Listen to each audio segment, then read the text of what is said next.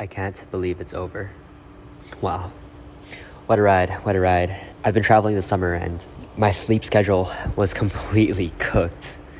Every game was just so late or so early for me. This final, I watched the final. It was, I can't lie, very underwhelming. Perhaps because the teams I supported from England, I guess I did support Spain a little bit because Lamine Yamal, someone who's a year younger than me, which is insane, and could be the next global superstar. I kind of hate that he gets so much glaze though. I love my boy, but he barely did anything. And all the posts are about him being the one cradling Messi, where, yeah, fair enough, it's funny. Anyway, I'm someone who only really watches the World Cup for football.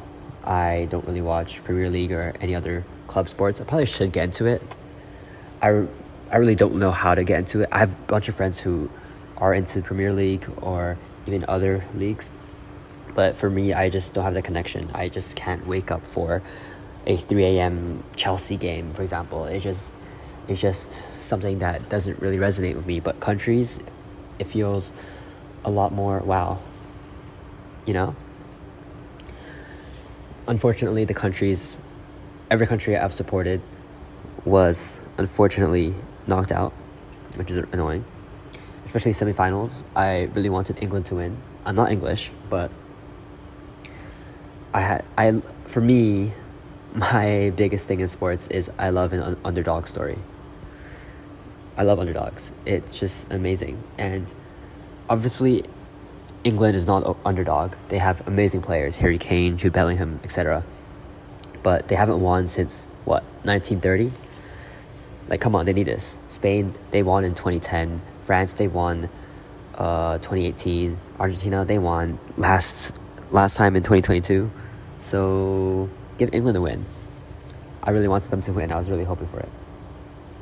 Unfortunately, it was Argentina versus Spain, which is the Spain side I'm fine with. Spain versus France, I don't really have a pick. I guess I did want Spain, to be honest, because I just wanted someone new, as France has been played before. But also last year's France versus Argentina was one of the best games I've ever watched.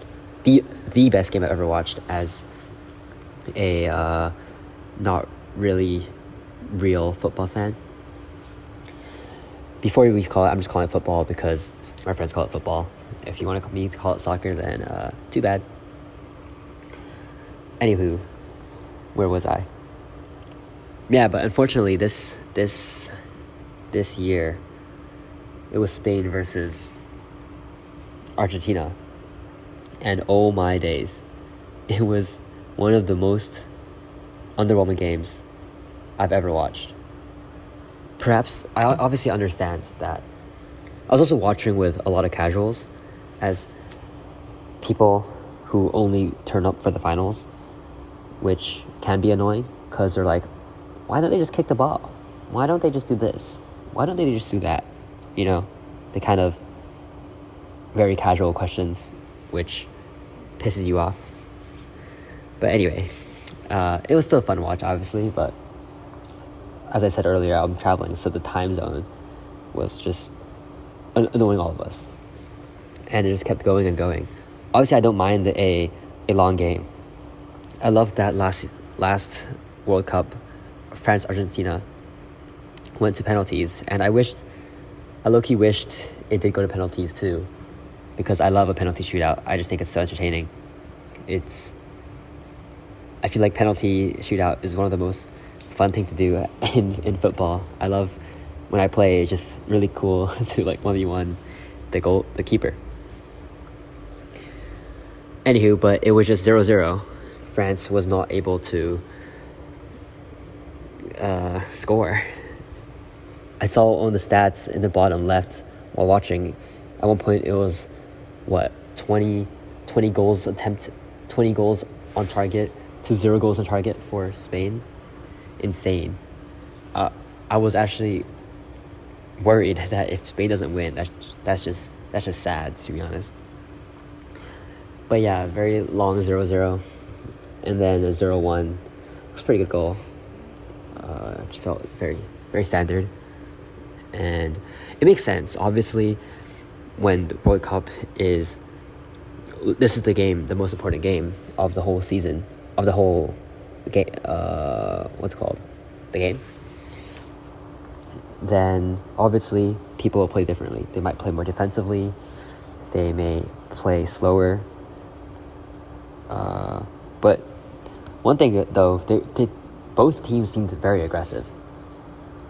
Oh, and I'm not sure if this is a hot take or not, but even though I'm supporting Spain for this game, as I just didn't want a repeat of wins for Argentina, I just love switching it up, I don't think that red card was deserved. Maybe because I'm too casual of a fan, but that guy the guy who, the victim, I forgot the names, I'm sorry, seemed like the one.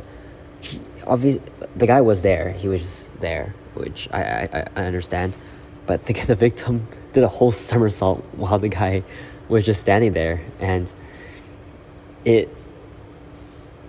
I'm sure there's a rule where no matter what, if there's contact, the guy should have moved away, etc., then there should be a card, but that felt way too dramatic. People are making the guy who got the red like a super bad person, but unless he is, and I'm just reading between the lines, and I can't really tell. It just seemed a bit too much, and once it was a 10v11, it was already over. Just reflecting, I really loved watching the other games. My favorite games were definitely, I know I'm going to sound like such a casual, so if you're a football fan, please don't get annoyed by my favorite games of this World Cup season. One of them is definitely Cape Verde versus Argentina. What a game. I'm not even going to glaze the 40-year-old keeper, because we've already seen enough on the internet, but he is amazing. But that one incredible shot, what was that term in football when it's just a super fast shot into the net? I forgot. But anyway, that was insane. Crazy game.